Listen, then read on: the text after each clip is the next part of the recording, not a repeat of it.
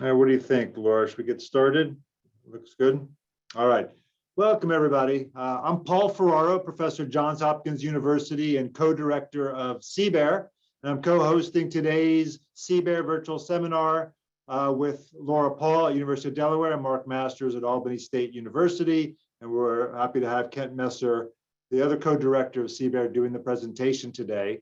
For those of you who don't know CBEAR yet, if this is your first seminar, CBEAR, the Center for Behavioral and Experimental Agri-Environmental Research, focuses on two goals: bringing insights from the behavioral sciences to agri-environmental programs, trying to show program designers and implementers that small changes in their programs, leveraging insights from the behavioral sciences, can make these programs more effective, more cost-effective, and lead to better satisfaction among agricultural producers.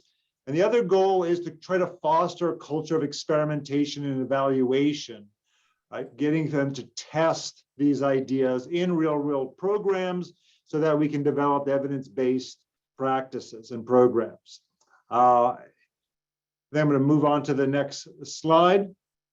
I just wanted, if you're not aware of this, Ken Messer, Pallavi Shukla, CBEAR postdoc fellow, and myself are editing a special issue in food policy that's designed to attract papers that are applying behavioral science insights to food policy issues all along the supply chain. So if you have something that you think will fit for this, you can go to the food policy site to get more information on how to submit it. The deadline's not till the end of August. All right, I'm going to turn it over to my co-host, Laura Paul, to talk about today's seminar series. Excellent. Welcome, everyone. I'm very happy to see you all. So just some quick housekeeping details. As before, we will everyone will remain muted during the seminar, and we strongly encourage you to submit questions into the chat box. Co-authors might be able to respond immediately, and then our excellent Mark Masters will compile the questions to have a sort of moderated question and answer session at the end. So please submit questions using the chat box. And then finally, this is our last CBEAR seminar of this series. So we're really happy to have you all here, and stay tuned for announcements coming for next time. So to introduce today's speaker, today is Kent Messer, who is the S. Halleck DuPont Professor in the University of Delaware Department of Applied Economics and Statistics. Kent is also the Director of the Center for Experimental and Applied Economics, also at the University of Delaware, and is a co-director of CBEAR, the Center for Behavioral and Experimental Agri-Environmental Research. So thank you so much, Kent. I'm going to hand it over to you. Well, thanks, Laura. I'm going to do that perennial question. Can you see my screen? And are we ready to go? Thank you. That's great. Well, thanks everyone for being here. It is always an honor to be able to talk with one's friends and colleagues, and even people I don't know, and share some of the work that I've been working on with many people, and to tell a bit of a story about what we're trying to do in CBEAR as helping inform evidence that can be beneficial for policymakers thinking about water reuse, for producers who might be concerned about using water reuse, and when should they use water reuse in a way that can continue to be make their products profitable and meaningful to consumers. And so understanding that demand side of this issue is important. And so I'm happy to share a bunch of different papers today as we kind of move forward and think about this. And so first, I got to acknowledge all this people that have been a part of it. I'm going to be sharing lots of different papers to try to weave forward a story here. But the work comes from lots of different people and from funding sources, including primarily the U.S. Department of Agriculture, the Conserve Project, National Science Foundation, and others. So many thanks. I see some of the co-authors are here, so I'll take all the blame for things that are wrong, and they can correct me in the chat when things are incorrectly said. But I am thrilled to be a part of this group and happy to share the results. I'm going to motivate the whole talk today around the idea of a loading dock problem. And so let's take a picture and imagine what has happened, right? So, this is someone delivering some beer to a that's supposed to be on a loading dock and going off to the truck. And clearly we see this is a failed Passover. And so who is it that I think about as an academics? I think we are the ones making the beer, right? We're the ones collecting this data. We're interpreting it. We're trying to, package it in a good spot, at least for our discipline. And we hope that the truck is policymakers and producers and extension people and things that people who care about our results. And we hope they truck that results out into a way that has meaningful ways that improves the lives of producers, consumers, lots of society writ large. And yet, my experience in this field is that, sometimes the handoffs happen, especially if we get a high-end, high-impact paper. But a lot of work perhaps struggles with this loading dock problem where we deliver to the loading dock and people don't know it's there and has a hard time. Maybe it's stuck behind an Elsevier paywall. So the people who might be interested can't get to it, or they don't even know that it's there and don't know that they should care about it, or we've asked the wrong questions. And so we find ourselves struggling to inform evidence-based policy when we've got these fundamental challenges that are there. So I'm going to talk about how CBEAR and other groups as well try to bridge this loading dock problem. How do we build evidence base? Because sometimes it's just not entirely clear, especially on environmental and agri-environmental issues where extension has had a lesser role than traditional production agriculture or so forth. And the topic that I'm going to be really driving forward on is the question of water insecurity.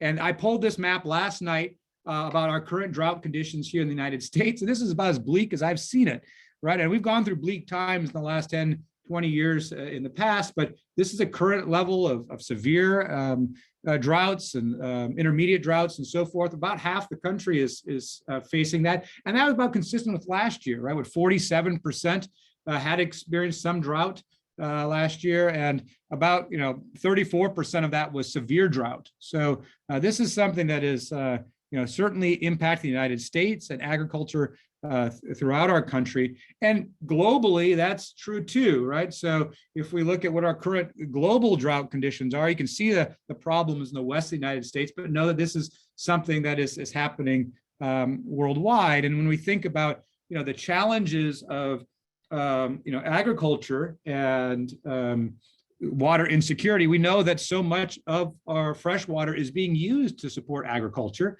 And as we move into high-end crops, whether it's a pecan crop or an almond crop or other things that are perennials, we need to find out, we got to sustain those crops over time, year after year. And so the need to survive a specific drought is quite high, as well as populations need to survive these times of drought as well. And we know that 50% of the world's population is what the WHO calls a water-stressed area within the next 10 years. So this helps motivate this issue. Say, okay, we've got a significant problem. It's important for food and for water and for people.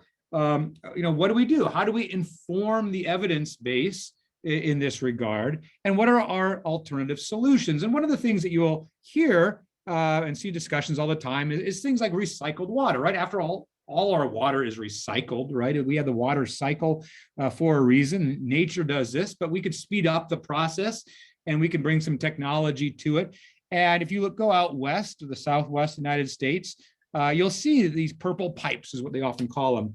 Things for landscaping, parks, golf courses. It might be a good use for, water for power plants. This stuff is treated, right, but not treated to the same level as drinking water. So it has lower standards, a little bit cheaper, but it can, offset some of the demand for water elsewhere.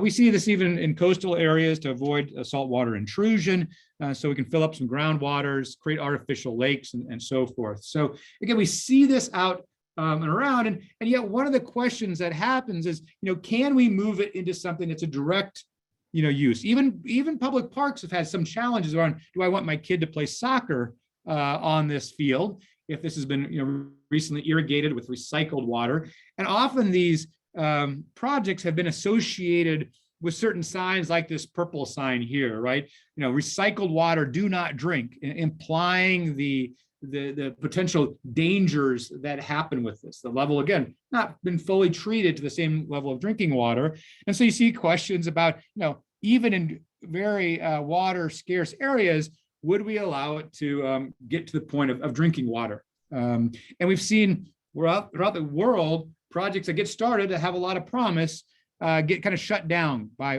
public outcry. The social acceptance of this water is been something of concern. You'll hear things like toilet to tap. Mike and I were recently at a water reuse conference. We heard ass to glass as another way of talking about it. So there's different ways you can quickly spin off jokes to talk about perhaps not so great ways to think about this water and to raise concern that's out there. And despite these setbacks that have happened and often at a high cost, but we do see there's still a push out there, right? So, not just the California and Southwest, the San Diego project actually has gone forward as direct drinking water. But we also see this in places like Idaho, Florida, even Maryland is considering different spots to it, spots that perhaps don't have good other alternative water sources. And so, this question about social acceptance always is arising there. And so, I want to step back and think, well, what do we know about the behavioral side of this question, right? So one thing that I think about in water reuse is not whether we can clean the water physically, that we can do, right? The engineers are pretty clear that this is something that can be solved, but the question is whether we can psychologically clean it as well. And can we get to a spot where we can psychologically feel comfortable with this? And this kind of hits into the behavioral economics world and look at the psychology. And so one of the first thoughts was to look at, well, what do we know about the issues around stigma? Because that seems to be driving it with things like ass to glass or toilet to tap. Can we, understand the stigma? And I, think about the literature around some famous studies in which someone took a glass of water and then went out and took a dead sterilized cockroach and then dipped it into the water and said, if this dead sterilized cockroach was in the water, would someone still drink it or not? And so Rosen did a number of these studies and found that when asked in a hypothetical survey kind of situation, the answer was overwhelmingly no, right? People would not pick up that glass and take a sip of it when asked. But that's not how economists would ask that question, right? It's certainly not a group like all of you who are tuning in, right? We would think, well, okay, hypothetically, if the answer was no, what if people were paid to do it, right? Because that's the choice right now is you're going to choose water recycling because it's, there's some benefit in doing so, right? It's going to be cheaper than desalinization or something that's going to give you water when there might not otherwise be some. So what if I, instead of, just having a survey ask it, what if I, dip that cockroach in the water and then ask how much I'd have to pay for you to drink that water? And the thing that we found was that people were willing to do it. And sometimes the money wasn't all that high. But sometimes some people were still fundamentally concerned and still concerned that there was no way to do it. So, we began to say, oh, these experiments can really offer something that is important to understand this type of stigmatization that's occurring. And so one of the thoughts is, can we help induce this? Can we not only bring money, but can we take steps along the way to make people more comfortable, again, in the context of something like a sterilized dead cockroach being in the water? And so we said, well, let's do some treatments. Let's do some mitigation impacts. Like we could dilute the water. We could test it to see if it's dangerous. We could boil it. We could filter it with a camp filter, right? Could we do something to make people feel better? And this is an example of what we were able to see. And so I'll walk you through this slide quickly, but we started with spring water. And we used, incentive compatible design. I think this is a Becker to group Marshak mechanism, where we could see that some people just didn't, weren't comfortable even drinking spring water in an experiment, right? Seems a little bit odd, but maybe they weren't thirsty. Maybe they had some confusion about the mechanism. We know that all has happened. So we can see this green line maps out what we'd have to pay people to even drink spring water. And most people were willing to do it for nothing, right? 95%, but that other 5% has got some concern, but it kind of caps out around 15. Now that's a different story than if we're talking about that water that's had that dead sterilized cockroach in it, in which case, we still see people willing to put, their minimum willingness to accept being zero, but we see that it rises pretty significantly. It probably capped out around $30 as a max in this experiment. So, we see this kind of shifting, right?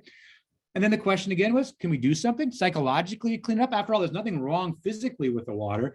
And so if we took a step and mitigated it, the answer was yes, right? We could see that the shift was there. It didn't go all the way back to being spring water, but it did mitigate people's concern. And then the next question was, well, what about if we take two things? If we dilute and we boil it, right? Well, does that matter? And the answer was, yeah, that makes people feel better than one. And then if we take three treatments, right, we can get people even less concerned. And by the time we did 4 treatments, it didn't seem to really matter. And I'll say the interesting thing was not one of these factors was more powerful than the other. Diluting wasn't better than boiling.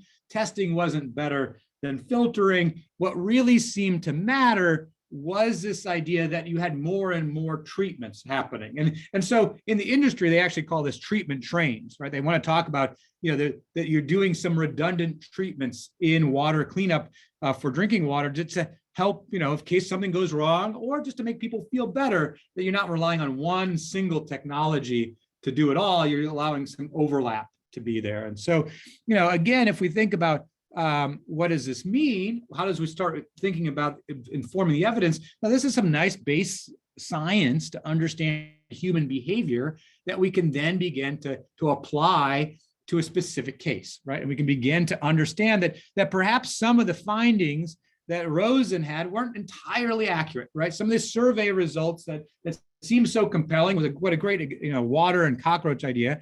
When we started to actually put money into it, it didn't seem to be as strong. And we might actually be able to change that behavior with certain interventions, right? And we certainly said that stigma does exist. And Brandon McFadden and Marco Castronegro and I have got a paper on implicit bias and explicit bias. We see both with this water. We see both, built-in stuff. We've been doing some stuff with fMRIs to look at, can we, see the behavioral pieces to it. And it seems that people don't get over the fact they're pretty still aware that it's a toilet to tap situation, but behavior is not always stuck to this, and that we can do things to psychologically clean it up, and that can be shown up in behavior. And so, that's where we start moving forward on this loading dock problem. So, okay, we got some fundamental research. This has got some implications for producers, for the ag sector.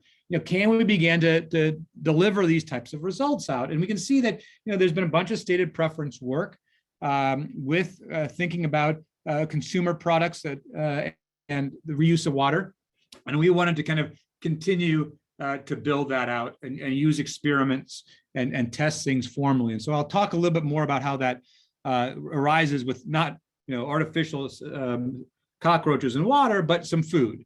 And this is an example why we might care, right? So my daughter brought this to my attention in our refrigerator several years ago, where she said, "Hey, Dad, look at this label that's on our blueberries that we had gotten from Wegmans," right? It said, watered with 100% fresh water. Well, that's interesting. We didn't realize that we've cared much about the watering of our foods, but it's possibly something that we start caring more and more about. And certainly this company was trying to advertise itself as in contrast to other waters implicitly that were not watered with 100% fresh water. You kind of wonder what that is. It's the kind of absence labeling that kind of implies that other places are doing it wrong. And just to be clear, in the United States, we have a number of products that are grown with recycled water, but rarely do you see it, or basically never, advertised. You don't see this as saying, "Hey, this is water-friendly agriculture." You don't see this as recycled water. You don't see this being pushed out. It just happens, and the producers are very reluctant to tell you about it. They often worked with us because they were curious about the question, about whether something consumers might pay a price premium for this. But their initial response was that producers were concerned that this would have a negative impact on it. And so this kind of labeling can arise. And so again, from a psychological perspective, you can say, well, why do people potentially not like this? Is it discussed? Is it kind of the toilet to tap idea? Or it's just kind of a new thing, right? New kind of fear of new foods. There's been a lot of discussion around that with GMO labeling and so forth, or it could be legitimate safety concerns or a Venn diagram, right? That links all of this. And so we've been trying to think about, as we know a lot about food labeling and processes, could this impact how this is all playing out with regards to the use of recycled water as well. And so experiments help us get there. And so what we're really going to be talking about whenever possible is using experiments in a field setting and really trying to push things up in terms of the have as much experimental control as possible, and then be pushing up the representativeness, right? We're going to go with adult consumers. We're going to try to interact with them in very public settings. The context is going to be a little bit challenging, right? We're not going to often get this into the marketplace itself, but we'll kind of set up simulated markets, right? So that we can use decisions that are in way. And our primary way that we try to drive that through is through our own mobile vehicle, right? Our lab vehicle that they're able to go out into festivals and different venues and set things up where we're gonna have side-by-side comparisons and get people to make choices on whether they want blueberries with conventional water irrigating them or recycled water irrigation. So this is our little mobile lab that we have that we're able to do it with, and we've gone out to about 12 different locations and looked at, had people respond, over 7,000 adult consumers respond, and often the setups like what you see there with the clementines, right? They're side by side. Here's some that are coming from irrigation with recycled water. Here's from traditional water, and we'll label them in that setting, kind of a mock market setting. We've done this with a lot of different products, and so I'm going to try to highlight those things because I'll give you a little teaser. Fresh produce probably has a larger concern than things that have some processing, right? If we dry things or have a peel, perhaps if we liquefy something, that can be there. We've looked at issues around meat and processed foods, and even looked at things around non-food agriculture such as cotton. Because again, if we're trying to find the right water, if we're going to help inform the evidence in this area, we want to look at lots of different types of food that could be grown in different places and so forth. So the venues, as I said before, we're really trying to intercept adult consumers whenever possible, or really that's all we care about. But sometimes that can be a festival of wine, food, and spirits. It can be motor vehicles. It can be on a ferry going between Delaware and New Jersey, out in Arizona, DC. Went off to Israel as well, and had a number of different study spots where we could begin to intercept people and have them make the decisions. And one of the key things that we were trying to do was to really bump up the sample size, right? So as people know, training people in the Becker Group Marshek mechanism, or even a second price Vickery auction, it can be time consuming and can be really difficult. And we wanted to go into these festivals, and we wanted to be an attractive draw where people could make quick decisions. And how do they make quick decisions that they have some information about it? Well, the dichotomous choice was often the method that we use. So it was a majority with dichotomous choices, such as the question one, where would you buy this box of strawberries for $4? Yes or no? What if we gave you a little bit more information that it was grown with recycled water? Again, we could change the price, so we could look at the variation there. If we have enough observations, can we provide variations in prices and treatments, and relatively quickly within a 15-minute time period, get people to make a number of different decisions. Because as people know, the problem with dichotomous choice is that it's just not a very data-rich world, right? You're getting yes, nos on different prices versus a BDM. You got a wide range of things, or a Vickery. So there's a trade-off between getting stuff from hopefully a more representative audience and getting lots of people in versus having a data rich. We even did this in a national study, our AJE that came out last fall that Sean Ellis ran, but we had a similar study, and we just did this with Qualtrics across the country and mailed these things out. So always real items. We spent a lot of time tracking down the real things so that we weren't, hypothetically making this happen. We actually had to find the real products, or we wouldn't do it. And we never allowed a deception there. We did give people some money up front, and that was held constant, but they would get $10 for participating, but they could keep it, right? If they didn't want to buy any products or it just didn't work out. So let me dive in and hit on some results and see what we can learn to help inform this evidence space. And again, you can either trust me that I got the design right, or you can trust my co-authors even better that they got the design right. But I'm going to kind of highlight the most sexy, fun results to be able to talk about what is it that we learned and try to weave together a story here. One is no price premium, right? No, producers should be concerned that it can go bad, and that if we think about recycled water and people know about it, consumers, especially of fresh products, will value it less. So we see this decrease in willingness to pay. We see some type of people just stepping out of the market, right? Saying, no way, and not at any price would I pay for that. And so we can also see that consumers can be impacted, especially by negative information. So we include some treatment here that talks about the potential risks that come from this water, especially for fresh products. We can see the price really declining, right? And we can see that there's unfortunately some benefit for the others, either those that weren't labeled or conventional, to labeling of that, because people go to the alternative and maybe even willing to pay more for the alternative. So this is something that we found, is that consumers are concerned about this in certain situations, and we need to be helping inform policy in that regard. One interesting thing from a marketing perspective, it's not always clear that labeling, like we saw the blueberries being labeled as being from fresh water, was a good thing. Dongzi Lee and Jill McCluskey and I collaborated on a project involving wine. We found that within the case of wine, people really didn't even want to know where their water was coming from, right? So having something to be unspecified, just saying it's just wine, would you buy it? Was it from France or from California?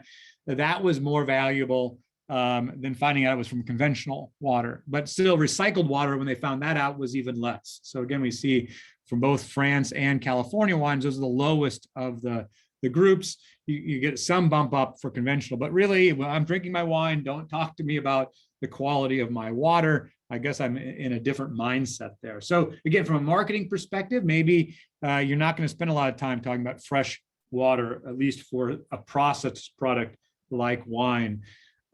We also have dug down a bit deeper and said, that where that water comes from seems to matter as well. Where the idea of recycled water or non-traditional water can come from lots of different places. It can be from black water, right? That's the wastewater from washing, laundering, bathing, shower, toilets, right? Urinals. This is our toilet to tap concern. That seems to be a bigger concern. You can also get recycled water from oil and gas drilling operations. That actually surprisingly was less of a concern than the toilets. So this wasn't quite fracking water with lots of chemicals into it, but still this kind of industrial reuse is there. If you can just do the gray water from laundering or bathing, showering, maybe again, it has this idea that there's some soap that's naturally being applied to that water, even in its source situation. Again, that can matter. So again, as one communicates about the evidence, you're going to care about what that water was before it got recycled. And that black water, as they define it, the EPA is going to be the one that's going to be the most challenging for people. One thing, this is, marketers know this, but I think as agricultural economists, we forget sometimes about how important names are. But we did a simple study to look at, taking just plain water and just marketing it in different ways, and use all these names from industry out there, whether it's sustainable water, fresh water, pure water, treated water, reclaimed water. And we asked on a favorability scale, and we had over 1,000 people participate in this study. And we found out that the most depressing stuff is all the terms that the scientists and industry use are the least desirable, right? So the least desirable in this past one was reuse water, treated water, non-traditional water, reclaimed, recycled, even recycled, right? 2.39 out of a Likert scale of 5, right? What did people like? They liked pure water. They liked all natural water or fresh water. Those were the ones on the bottom there. It might be hard to see. That was there. And the idea that maybe people care more about the current status. They want to know about its current status. I know I want this water to be pure. Don't talk to me about its recycled nature or its reclaimed. But, industry names weren't too good.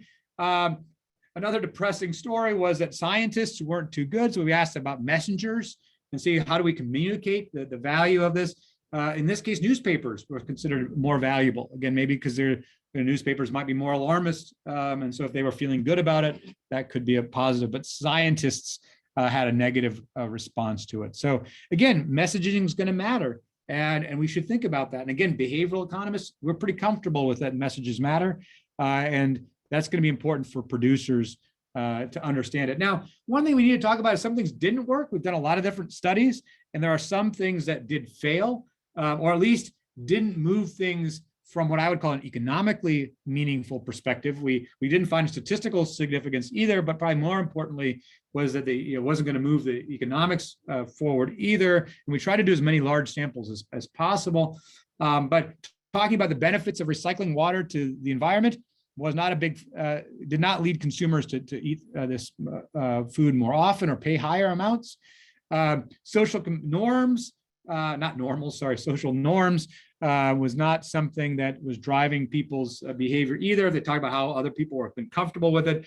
And our celebrity endorsements, sorry, Bill Gates and your NASA astronauts, this did not drive people. Again, maybe these aren't aspirational people for most consumers. So it's obviously, who is a celebrity that matters, but the ones that we tried to do certainly were not meaningful. And I think that's important, right? We don't, sadly, you don't see that these are papers that have been published. They're still going through the works right now. They're still hard to sell these papers in our discipline right now, which is too bad. But we have to acknowledge that evidence works on both what works and what doesn't work. Now, it's not all depressing. One thing to realize is that negative consumer response is not universal. We did these studies in Israel.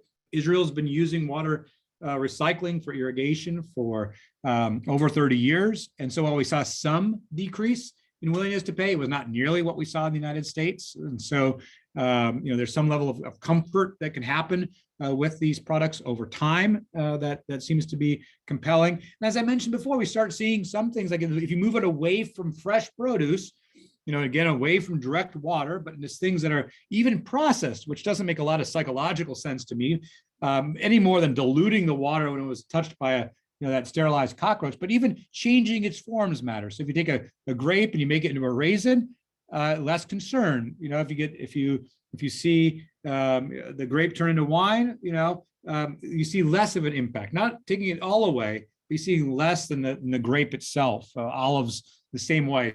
So liquefying it, drying it out, those types of power of processing might remove that concern, almost like we saw with that original stigma, right? We're starting to take different layers, different steps that might be adding psychologically to its comfort. And then we moved it forward to the point of looking at natural barriers. What could we do to make sure that this went into an aquifer before being pumped back out, right? So you see this a lot in California on the coast, where you recharge the aquifer with recycled water. You still might be irrigating from that eventually, but it seems to have a moment, a step away where people are feeling more comfortable about it going through some natural barriers there. Likewise, trophic levels, right? So if I start using this water to irrigate the grass that's then eaten by the sheep, and then I eat, the lamb chop, I'm going to be less concerned. Or that cow, if I have milk or some, I think in this case was some cocoa powder that we found, people were less concerned about it. So you might have, again, just like there's treatment trains to clean up drinking water, having some steps along the way seems to really be valuable in making consumers feel more comfortable about it. And then, the final piece that I'll be talking about is, getting the right water in the right spot. How do we inform the evidence base? Is to think about where are we doing a lot of irrigation right now. That's on our right. So the darker the area, the more recycled water, or more irrigation that's happening. And then we think about, well, where are we growing cotton in the United States? And you'll see that there's a fair amount of overlap, right? I'm not a GIS specialist. I'm sure they could have a much better way of looking at some correlation, but visually appealing insofar that we see that where there's irrigation already established is also areas where cotton is being grown. And if we look at consumer responses and concerns to things like cotton, probably doesn't come as a surprise that you don't find really any impact at all. This is a spot where the recycled water, had no statistically or economically, impact from the sample that we could run out. So you could see that having a cotton T-shirt, the source of water really was irrelevant to that discussion. So, again, thinking about this process as a way of solving this could be helpful. So, I always know I love having conversations about this topic, and I'm sure many of you have some other research that you could add in and some insights. But I thought I'd just offer some concluding thoughts. One is, I do feel that when we're talking about the need for evidence-based policy, it's quite profound. I work in a college of ag, and we do extension well within a state, but we don't do it necessarily at a national level or an international level, other than when working with our nonprofit partners and trying to find ways there. So we need to find ways of giving that evidence out there, because we know the problems are there. And we know that even in the new infrastructure bills, I think there's over $1 billion in the new infrastructure bill that came out just a couple months ago for water reuse. And as we think about it going into new areas, there's going to be a whole new discussion about what works in the case of Idaho or Florida or Maryland that isn't in the case of California or Arizona. We will need to continue to build that evidence base out. We'll need to continue to understand these concerns with the various crops that are in play. You can imagine also, basic things like feed, corn, soybeans, other things are going to be less concerning than fresh food. So we're going to have to continue to look at that. And I think that this is a spot where experiments can really matter, right? And I go back to that original study by Rosen and think about the challenges of a hypothetical situation. We were talking about that dead sterilized cockroach, right? Well, what the answers that were given in a hypothetical situation were different than when it was incentivized through an economic experiment. And so, I'm not sure that's always the case. I'm sure there's lots of colleagues here would say that you can often find a lot of insights, and you find a lot of insights quicker and cheaper through a survey. That's certainly true. And a lot of those insights can be valuable, but sometimes there are situations where they begin to go in different directions. And as we've done with some of the brain studies and others, there seems to be a situation where people's behavior can sort of go differently than their cognition does. And so that's why we're going to have to be tracking their revealed preferences there. And then, open question, and many of you are experts in this as well, is about how best to solve our loading dock problems. And I think that, publishing in top journals continues to be something valuable in our world. And certainly if we care about measuring ourselves through citations, that's going to be key. But if we're measuring ourselves through solutions, we shouldn't expect government people to be, adding to our citation list. I mean, we have to value that work too, that's helping move the needle in terms of progress in this regards, and answering questions that people want the answers to and will implement. So I think those are challenges and opportunities, right? If you want a lifetime of employment, I would suspect that this is a lifetime of area of study as these issues go out and deal with many different cultures. Discussed comes in lots of different varieties across populations and so forth, and products, and important to understand the basic psychology and move it into applied work as well. So I'm going to stop my formal comments here and dive into questions and comments that you all have. But thank you for your time and your audience today. Great, Ken. Thanks. Appreciate that. So greetings, everybody. I'm Mark Masters with Albany State University down in Southwest Georgia and serve as the outreach director for CBEAR. I'll apologize for no video. I'm actually traveling with the family for spring break, and we've got kind of sketchy internet here, but wanted to dive into some of the questions in the chat. Appreciate those of you that dropped a few in there. And Kent, I want to start with just a couple of questions, maybe clarification on your audience there. Do you have any sense of how familiar the participants were with recycled water just in general? And then kind of a follow on, maybe share a little bit of how you explained that whole concept to your participants. Yeah, great question, Mark. So the answer is, you can imagine, there's a variety of levels of knowledge. When we were out in Arizona or Israel, people were much more familiar with it than if we were doing a study here in the Mid-Atlantic, for instance. So we actually found that was one of the things that drove some consumer willingness to accept. It was that people were more familiar, actually reported a lower or higher willingness to pay for these products. So they were more comfortable with it. So having previous knowledge before they walked into the experiment was valuable in that. But how did we communicate with it? We just often use very clear EPA definitions. Is that an oxymoron? Hopefully not. We tried to be very clear about what it is that this water was and wasn't. Maybe I can pop up to that quick example earlier where we had on different waters, and try to provide, again, people quickly, and I skipped it, bummer, the answers to what is that water and define it briefly. So here's the example on the sources of recycled water. Now this one got in depth to it, and so we've got the conventional water, the traditional sources of irrigation water, such as surface waters, rivers, lakes, ponds, reservoirs, and well water. That was traditionally used as our definition of conventional water. When we talk about recycled water, we usually lump these types of areas to talk about the just recycled water coming from wastewater treatment facilities and having some level of treatment to it. It wasn't just no treatment, but in this one we get a little bit more specific because we thought that it wasn't just the broad term recycled would be valuable. We'd want to get something a little bit to tease out that there. So, but what would we do, Mark? We'd use really short little descriptions, sort of like this. The details are in the papers, but try to provide some labeling without overwhelming them with text, because we wanted to get people in and out and keep the sample size high.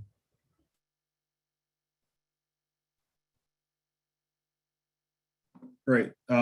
Thanks. Was just looking at another question that dropped in there. So, and you may have touched on it all you can or desire to, Kent. But we did have. I know you mentioned it with respect to Israel, and some of those places where folks are more familiar with it. Would you see that translating to the U.S.? There was a question popping in there about. That dish utility, if you will, with recycled water declines as people become more accustomed to it as a process. Yeah, we've certainly seen that in the case of California, right? I mentioned back in the early 90s, San Diego made a big push on this, and it got defeated, and they had to back down on that. But now it's moving forward, right? The idea, the discussion kind of progressed. Of course, there's an open question to what degree, when you live with the consequences of extended drought, do you suddenly become more open to the solution? If the planners are too far ahead of the game, it could be a problem, right? You start saying, hey, this is a problem that's 10 years from now. Well, prove that it's gonna be a problem 10 years from now. Versus California today is in a different spot where people have seen the issues around the problems with the droughts and so forth. So it does seem to be that maybe over time one becomes less and less concerned about it. I know we were just at a conference with the leading marketing groups around recycled water, and they're finding that California is a much different position now than it was a decade ago in accepting this. And again, that would be true with Israel as they're more and more comfortable with it. But you're going to have to overcome it probably with some time and with processes. There's a whole bunch of things that are really interesting out there that, again, I think are experiments ready to happen, where they're using recycled water for to make craft brew beer. And so they believe that people really like this idea that you can have this. It's called the Brew Challenge, and you can get people really excited about it. My concern is a whole bunch of white people are, in middle class white people are all liking this these brews. I'm not sure it's how it translates to other populations, but they're excited about it. They also have kind of expensive vehicles, often on trailers, that do recycled water. You can see the water going through the trailer, and then you could taste it right at the end of it. And so some demonstration projects are also kind of something that people do a lot of. I think it'd be a ripe spot for experiments to see to what degree those things move the needle. The industry in general still relies on surveys, maybe that are 10, 15 years old, and they're ripe for updating. And there's a lot of treatments that are out there that have just never been really tested, other than a lot of anecdotes. So I don't know, I probably rambled a little bit beyond, Mark, what you're saying, but yeah, no, it's good. And so I was also thinking about the map that you showed. I think it was towards the end of your comments, Kent, about I think it was on the example with cotton, right? Yep. So there was a question in the chat about kind of logistically, a lot of this recycled water is coming from, large urban centers, large industrial complexes, thinking about the transport cost of getting the water where it is to where you need it. And then, I guess a following question from me, I guess, as moderator's privilege, thinking about the scale of the water needed. So I'm down in Southwest Georgia. We've got a big urban center upstream in the form of Metro Atlanta. But in terms of the volume of water needed to irrigate our cotton crop, for example, in southern Georgia, it's much larger than anything we could get, from recycled water, even in a big metro area like Atlanta. So I guess think about, maybe offer some comments about the scale of the need, and then additional thoughts about how you get it to where you need it. Yeah, well, that's a great point. I mean, in areas that are already well wired or well piped for irrigation and being transporting water over larger distances, they've got a better ability to make that happen than perhaps where you are in Georgia, right, where it's been more of a local need and has not been something that has a broader public infrastructure. So I think these are really good points that are highly valuable. That's why in some ways, even just finding ways of doing aquifer recharge might be something that might be a good spot. So you're not necessarily delivering it right to the farm, but you're just helping bolster the broader hydrological system, and doing it in a way that may have a variety of downstream effects, might be much more cost effective than trying to get that purple pipe everywhere, right? So California, they're certainly doing the purple pipes. They certainly find that can something that's there. And in the case of depending on the water laws, can be very valuable, right? There's a way of getting water in a way you can't get water anywhere else, but there are significant infrastructure costs to it. Now, Israel, again, is another example where they have a very centralized water plan federally. And so they've got the pipes and the distribution process, because for them, they're desalinizing on the coasts for their big cities. Then their cities are moving out to their rural areas and recycling it for their agriculture and so forth. So the United States will certainly struggle with that insofar that we don't have that centralized planning like an Israel does. So, but great points there. Yeah. And so I guess thinking about your cotton example you showed, not really any difference across a crop that you ultimately wear as opposed to eat. But we had a question in the chat about delving into the food products a little bit more.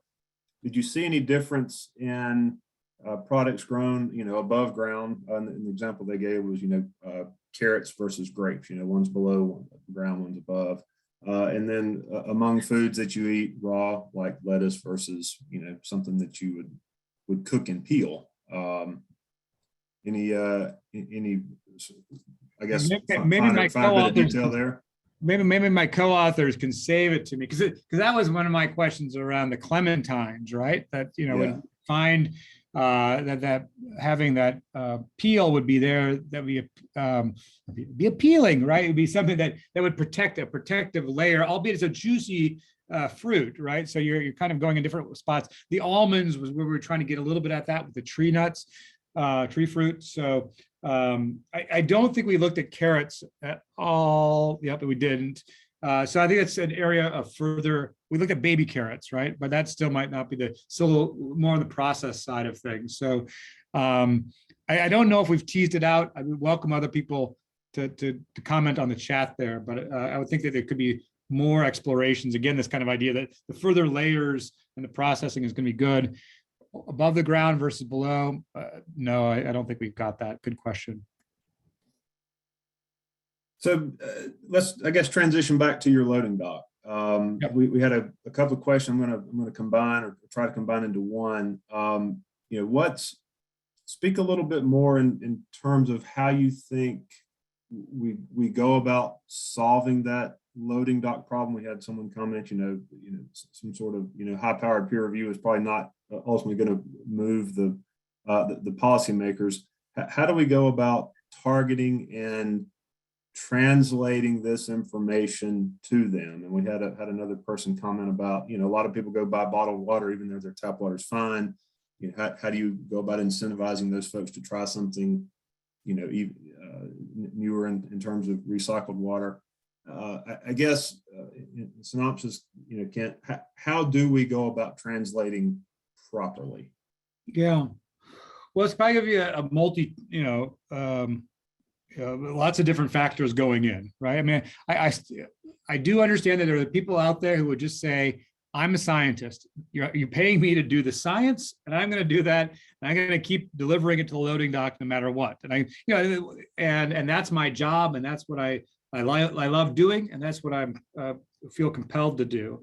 And I appreciate that. And that's partly why there needs to be groups like CBEAR, or the ERS that helps translate that on a regular basis to help inform policy, participates in the research at points, because it's important to know about the separation between high quality science and those that isn't done in the best of ways. But I think that we have to do a better job at bringing in industry to these discussions. And when's the last time we went and saw people who are thinking about water reuse at AAEA? Well, it doesn't happen, or the ARI conferences, right? We're not seeing that industry shows up. Are we presenting our papers there? And are we going out to their conferences? Can we take the time and energy and resources to reach out to those conferences and find a good way? I mean, one of the things that we try to do in CBEAR is to try to bridge that gap. So when we had an in-person conference years ago, we were able to have the NACD, the National Association of Conservation Districts, their board of directors was part of our meeting, and that was very valuable. And we've had nonprofit partners that we've worked with. I think that one of the loading dock opportunities, Mark, is if we can collaborate with research directly, like with the end users, right? If we can have these collaborative work, because there's a couple of reasons. One is that helps the decision maker know that there's something that's in the works to help solve their loading dock problem, right? So not only does it help us frame the question in a way that they could actually use, but then there's also this anticipation and saying, okay, there's something that's coming out of Colorado State that's going to be really valuable, and it's going to help us answer these questions. Then they don't even have to necessarily wait for the full peer review, or they can access that article and know that it's out there. So I think our willingness to engage with the private industry in this case, for producer groups and so forth, and have them be a part of the design process, can help bring that forward in terms of the timing, because that's also something there. Are we asking the right questions? The questions that are meaningful and delivering them there. So we shouldn't shy away from those opportunities to make those inroads. Right, Kent. So I guess one final question. We've got a couple of minutes left here before we need to wrap. And this is, I guess, going back to the topic we touched on a little bit more. You showed the drought map out in the West, experiencing extreme drought. Currently, kind of the second year of it, really. How, again, given the scale and magnitude of the issue, how sustainable can water recycling be in solving some of these scarcity issues with ag production? Well, there's going to be lots of different pieces, right? I mean, we could have had a whole longer discussion about, what happens when we use, better irrigation technology, use drop nozzles, right? And we could think of that being a part of the solution, or other types of drip irrigation that we would want to see. It's not going to be one thing that solves it all. Recycling is certainly something that is on policymakers' minds as a solution that has not been fully tapped out and could help alleviate a number of concerns. Certainly, if you think about, back to your example, Mark, in Georgia, right? If you could recycle more water in Atlanta for Atlanta water needs, then you might be a little bit more matching up 1-to-1, or you're not, meeting more of those needs. But I think that these are challenges, and there's going to be lots of different pieces that are going to get there. We could probably also think there's going to be some slippage, right? As we find out that there's more recycled water out there, we might find that farmers will increase their use of this water for water intensive crops. I would assume, I haven't done that study, but I would assume that the incentives would be there, right, for more pecan trees in your area, or more almonds out in California, that you have these reliable sources of water that can survive these drought periods. You're going to find that that's going to impact crop mix over time, and so we'll go backwards a little bit. But the estimates that I've seen is that this can make a big difference, right? And it certainly is. I mean, one last little story. I know I'm running out of time. If you can recall, 30 years ago, there was lots of discussions of a water war, right? So it was one of those things that environmentalists worry about. And there's going to be in Israel. It was going to be against the Palestinians in Israel. It's about the water war. Well, that never happened. And it didn't happen, at least in the water perspective, because of recycling. Israel was able to get so much of its water through recycling that it helped alleviate that global problem. So it can make a difference. I won't go any further, but thanks for the question. Yep. Thank you, Kent. Let's give Kent some virtual applause here, and thank you for a great presentation and the discussion.